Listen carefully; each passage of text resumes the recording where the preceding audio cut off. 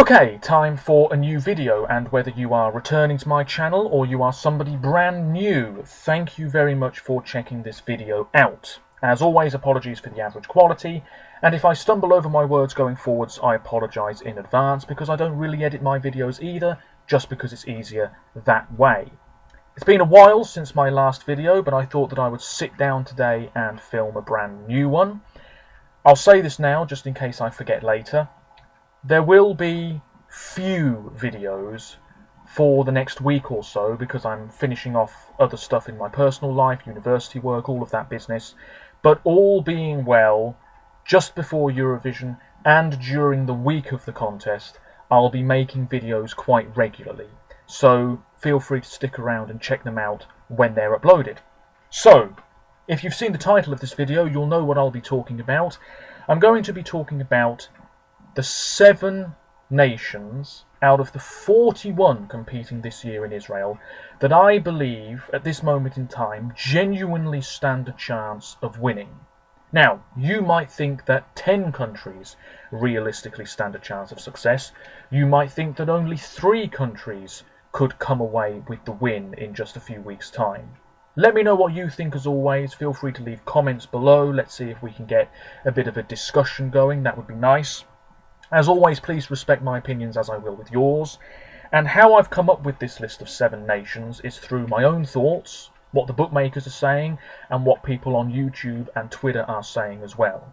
And I've listened to bits of all the songs again, just to sort of get a flavour for how they might sound live, on stage, in Tel Aviv, all of that stuff.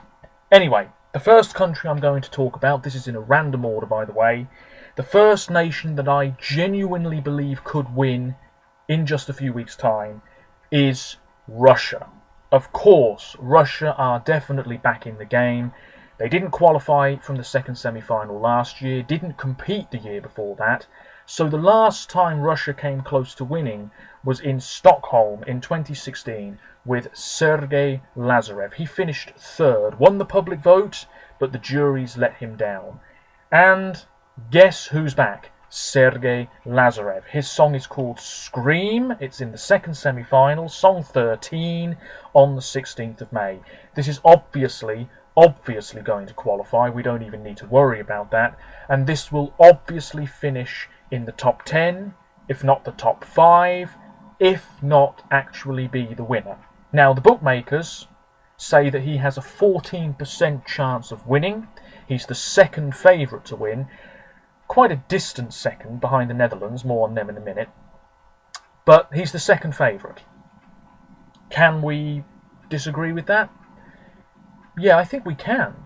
I think Russia as the second favourite to win is a bit generous. I think the bookmakers have overrated the song quite a bit. I think it was overhyped, definitely. And then when the song was revealed, I think the general feeling was that it was a bit of a letdown. It is a very grand song. It's a ballad. We knew it was going to be a ballad. Sergei is a great singer. He's charismatic. He is massively successful in Eastern Europe. So that's a lot of points already guaranteed in the grand final. The song has a theatrical feel to it. It's quite dramatic. He definitely will sing this very well, I've no doubt in my mind. I know that they are planning pretty impressive staging in Tel Aviv for this. But the song still feels like a bit of a letdown. It's not quite as memorable as it could have been. I do think it packs a punch. I do think it is very powerful and rousing and emotional, I'm sure. Some people maybe have an emotional reaction to this song, but I don't really remember the melody all too well. And once I've listened to it, that's it. It doesn't stay with me, if you see what I mean. Now, I'm not criticising the song. All I'm saying is that it's definitely not one of my personal favourites. But, obviously, this song will do well. At the moment, I haven't got it in front of me, but I think it's my personal number 30 out of 41, something like that. Will Sergei win the second semi-final?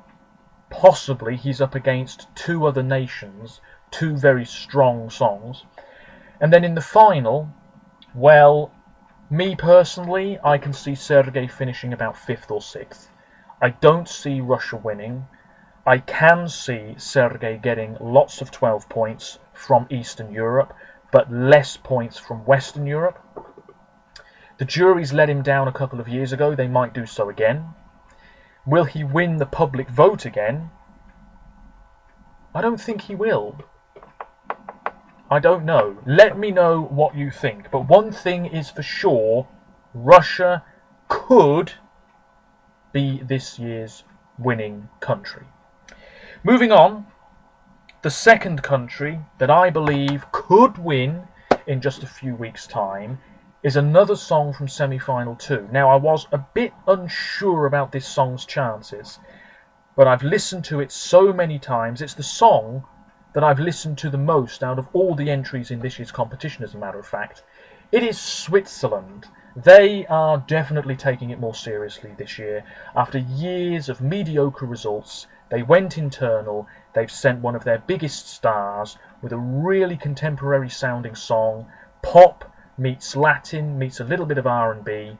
She Got Me by Luca Hänni. He's a very good performer. He's definitely going to be strutting his stuff on stage. The song is great. It's catchy, likeable. Is it a bit overrated? Possibly. I think this song maybe errs on the side of overrated rather than underrated. Certainly. What else is there to say about this song? He has performed it live. I wasn't massively impressed. I think his vocals could do with being a bit stronger. But things will improve before the contest in Tel Aviv, I'm sure. It's very difficult to sing and dance at the same time. The live performance will be key. Visually, it has to be pretty strong. The bookmakers have Switzerland as the third favourite to win on 8%. That's below Russia and the Netherlands, but above Sweden, above Italy. I'm not too sure about that myself. Switzerland will qualify. Surely, Luca will sail through. I don't think we need to worry about Switzerland being a shock non-qualifier this year. In the final, I think that he will get votes from all across Europe. I really do. This is a universal sort of song. It's very radio friendly, and I think Switzerland, if they don't win, and honestly I'm not sure Luca will, you've got to be looking at the top 10, yes, probably about 6th or 7th in the end. But let me know what you think. If the other countries for some reason flop, Switzerland might just, edge up the scoreboard and take that winning position. We shall see. I'm rambling here, aren't I? Got to stop that. Moving on, the third country that I think stands a chance of winning is Italy. This is an automatic finalist. I don't really need to say too much about the song here. Eurovision fans have heard it many times. It is Soldi, which means money, by Mahmoud. He won the Sanremo Festival months ago. He's the current 5th favourite to win, 7%.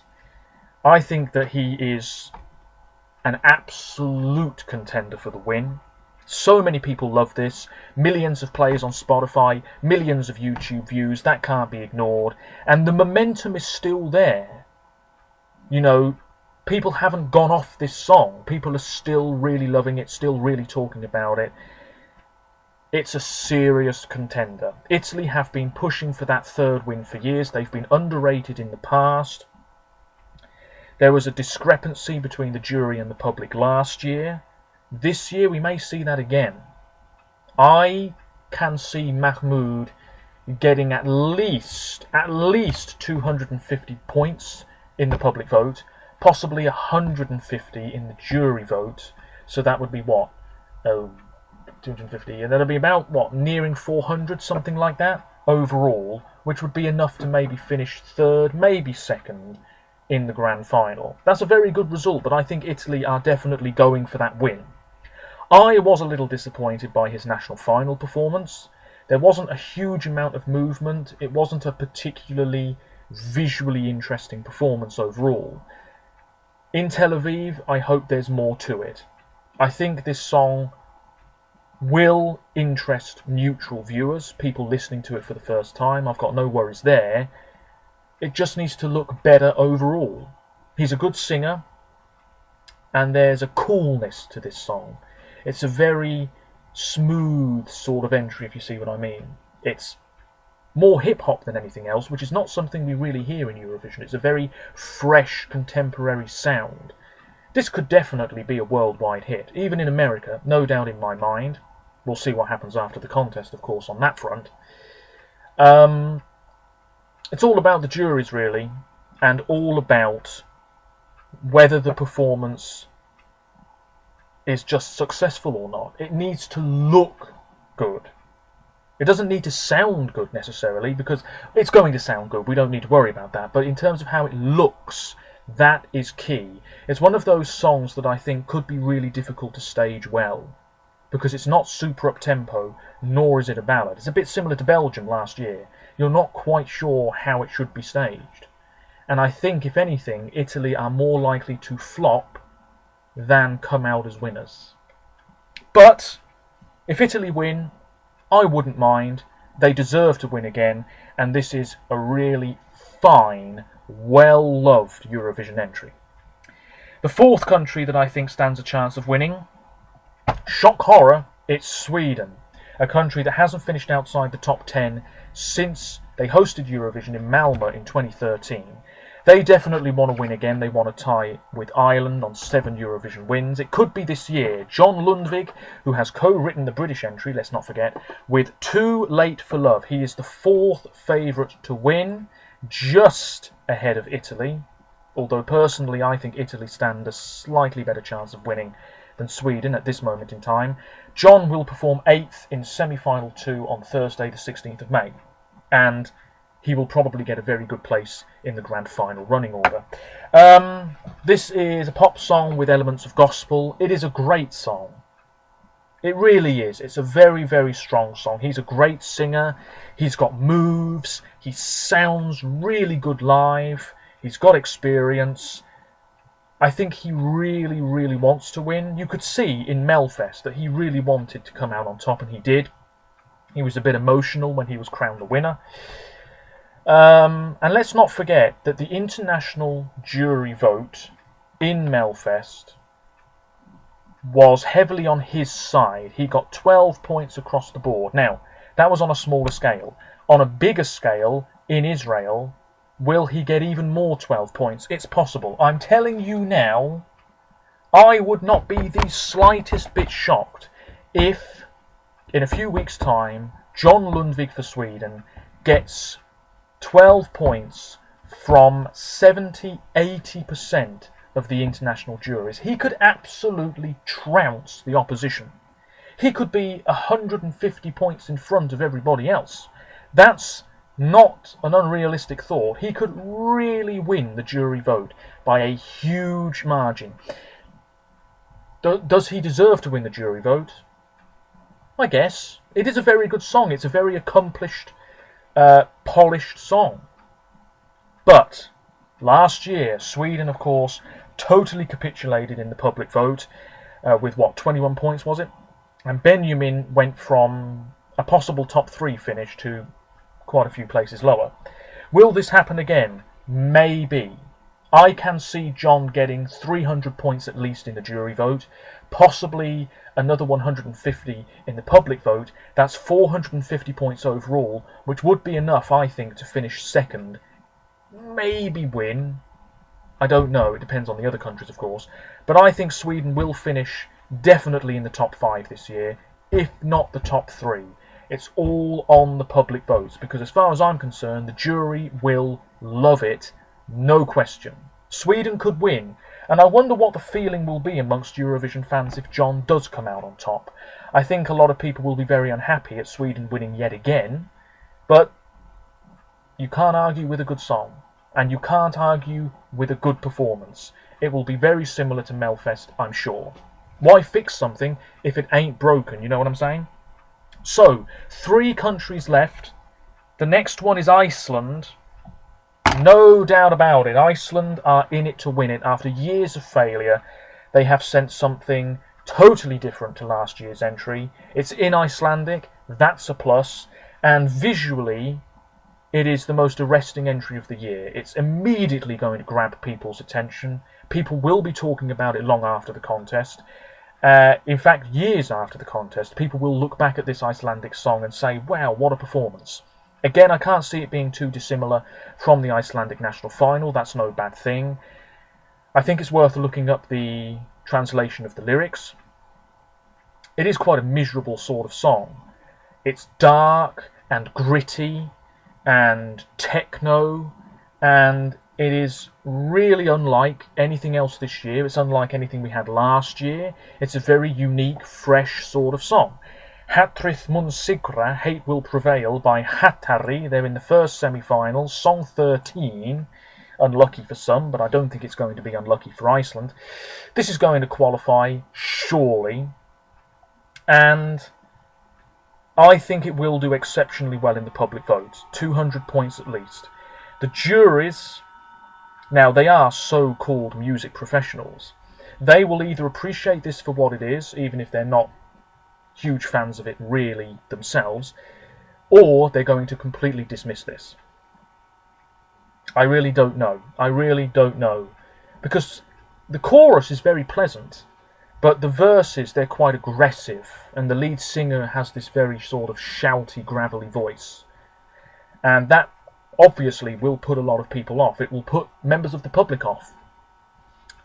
I do think the staging helps no end. I think if you reduce the impact of the staging, if you take away their outfits, if you tone it down a little bit, the song just isn't as good overall, perhaps. The staging and look of this performance is key. It helps its chances no end. I don't think Iceland will win. It's got to finish in the top 3 with the public and the jury, I think, to stand any realistic chance of success. Top 10, yeah. Top 5, maybe.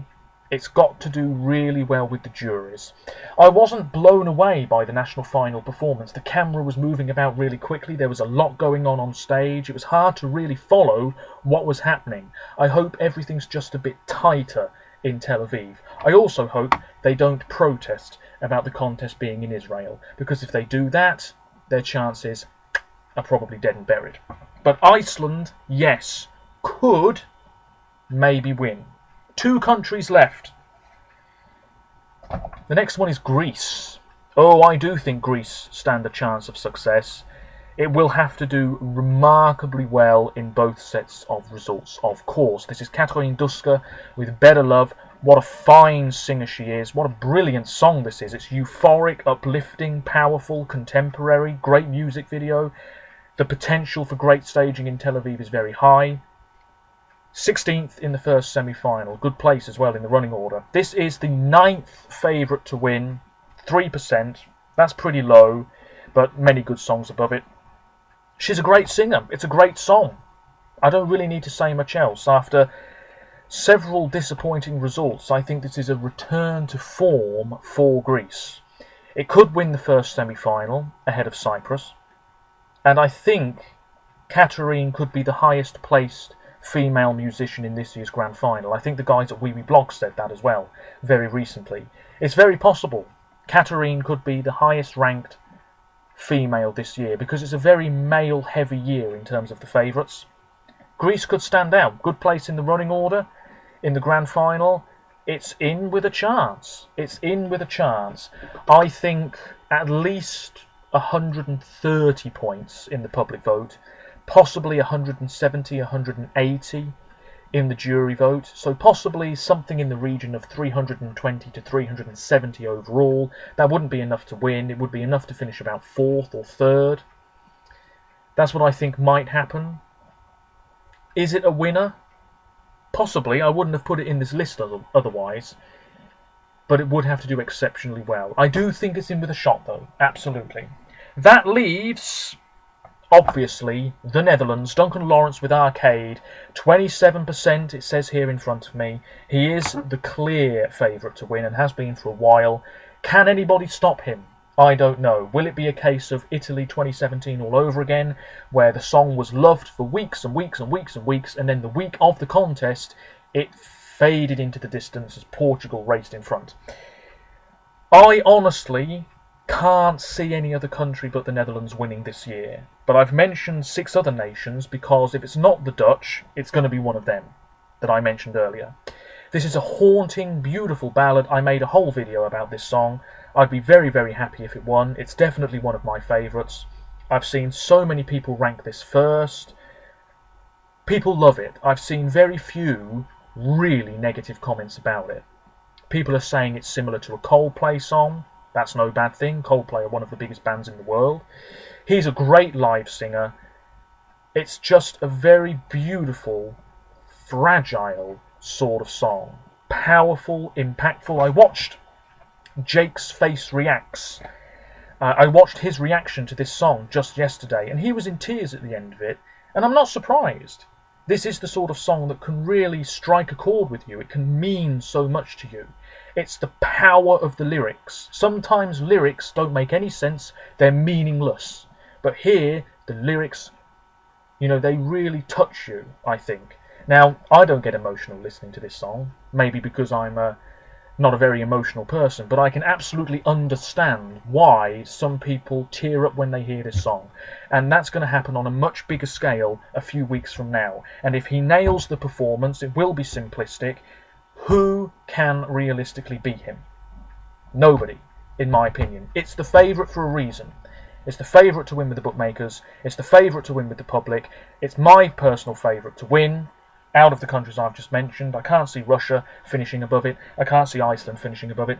But we shall see. So, after that humongous ramble, and I do apologise, there it is.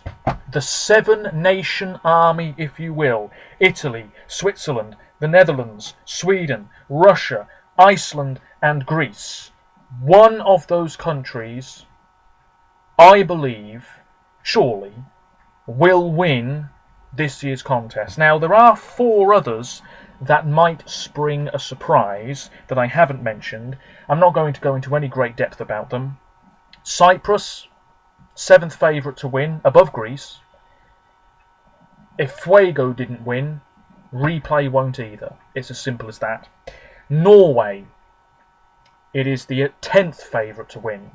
Liked by the public, can't see the juries going big for it. As a result, not in my 7-nation army. Portugal, very unique, very different. 12th favourite to win. Neutral viewers will be baffled by it. And the juries might not appreciate it in huge numbers either. As a result, I now no longer think Portugal will win. Some people don't even think Conan will qualify. That would be an upset.